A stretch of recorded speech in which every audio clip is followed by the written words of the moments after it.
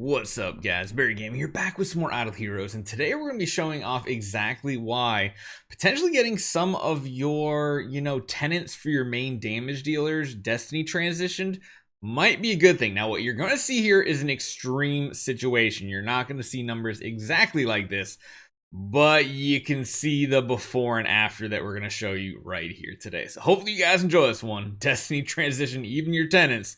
Let's get going.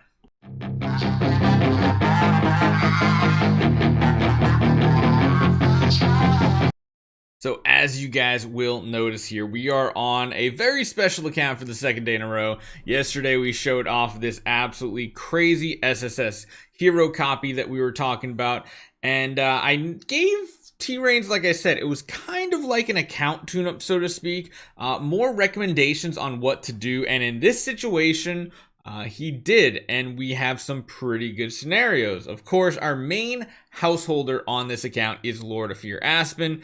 We also have like a second, or actually that's his main one there. We have a secondary one that's maxed out. Do we have a tertiary? Almost has 3 of these fully maxed out, and you can see his main focus right now is Star Expedition, which is why he's focusing on this so much. Now you might notice that his attack is actually higher than even my own one, and that's because we're going to show you something here that is a pretty big power boost. He sent me some screenshots yesterday, and we're going to be able to compare them very easily. Now, first you see here the before. You can see that Scarlet Queen Halora was Origin 5. She had pretty much, even as a tenant at the time, 10 million attack, and you can see what it translates to. Now, one thing you have to remember is this insane SSS copy does give even more attack because it takes whatever you have in fixed stats from Treasure Train, things like that, and it uses the attack modifier as a multiplicative. That's why some people's will get a lot more from fixed attack, whereas others will not. Also, again, it depends on a couple different factors here, but you can see at this point Lord of Fear Aspen was essentially generating 9.1 million attack from all his tenants. Mainly the Onkirimaru doesn't even have any power. That still needs to get to Origin 5. Still working on the Aspen to Origin 5. And then we have things like the Phantom Defier Lena and, of course, the Scarlet Queen Halora. However, once he took this Scarlet Queen Halora up to this level, yes, level 2, straight up to, what's that? Chaos, or is that Surge? I can't remember. Either way, you can see here her attack went up from 10.46 to 13.3, so almost 3 million attack by itself. And you'll see we generated even more than that. You might be like, well, how does that make sense? We went from 9.117 and now, well, a couple things happened. He did finish out the Aspen over here. He did start working on the Onkirimaru. Like I said, going all in on this one tenant location can help immensely. But you can see, essentially, he generated a ton of additional attack. And what we're going to show you now is let's go back over into the game here. Let me jump back to our iPhone scene because I want to show you guys exactly what happened here.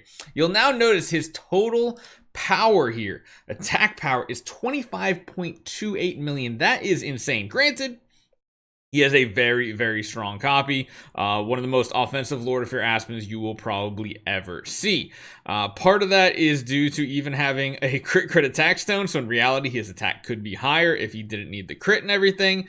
But you guys can see the one big benefit of having your hero, where is he? Right over here. Having these extra 5 levels from having the skins on your Cloud Island from the Viking skins, that gives you an additional 10%, which is actually pretty big. I wonder if we have any that are at like 100. No, we don't. But you see at 98, you're getting close to 100%. You're nearing the 100% mark. Once you get to here, you're actually generating additional 110%. So that means every bit of attack that your tenant has, well, they're getting 10% additional bonus to your main damage dealer. And that's how we are doing some crazy things on this account.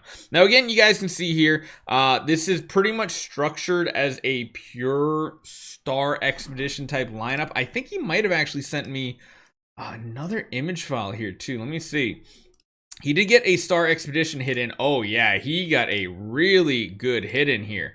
I'm going to show you guys this here in a second as well, because he's even making my numbers look a little on the low side. So this right here, he had his recent Star Expedition hit yesterday, 35 quadrillion. Yes, this is E to the 16.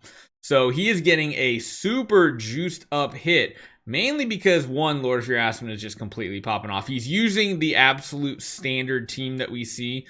But yeah, he's just got, I would love to see what like the breakdown was if Queen actually did a decent amount with that SSS copy. But as you guys can see, pretty strong results.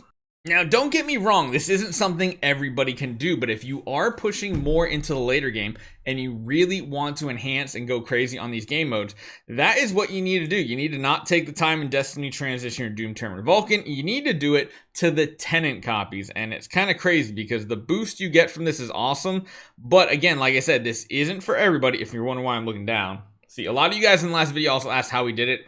We have an iPhone, then is attached to an adapter that is then attached to an Elgato HD 60S, which is then attached to the computer so we can actually capture it. A lot of people are like, Barry, are you playing iOS on an emulator? No, we're just lucky enough that T-Rain's let us jump on his iOS account. We're on it right here, and the thing that I want to reiterate is it's not always the best idea to do this. It's more of a luxury if you can, and a smart play. Now, I will say getting your Scarlet Queen Halora as a Destiny Transition hero is a smart idea, because this is kind of segueing to the next part of, well, Barry, who am I supposed to actually, get these noble cores for? I already took the time and I got it on my Lord of Your Aspen. Scarlet Queen Halora is not a horrible one to go for a second, because not only does the core itself have a chance to heal at least once every single round, she has a chance to buff damage. She also can do extra damage.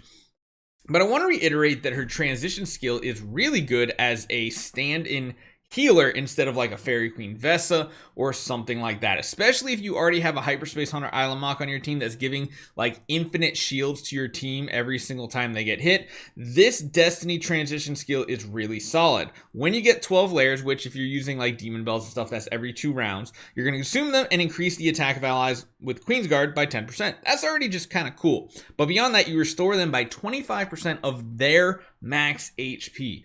That is not a little amount of HP. That is a decent amount of heal. So if you can afford to do it, yes, she might not be a homeowner, so she might not be as strong as she could be if you were swapping it out. But in reality, if you already have 2 homes that are pretty much built and you're kind of focusing on 2 main damage dealers, this isn't a bad strategy to go for. So let me know what you guys think.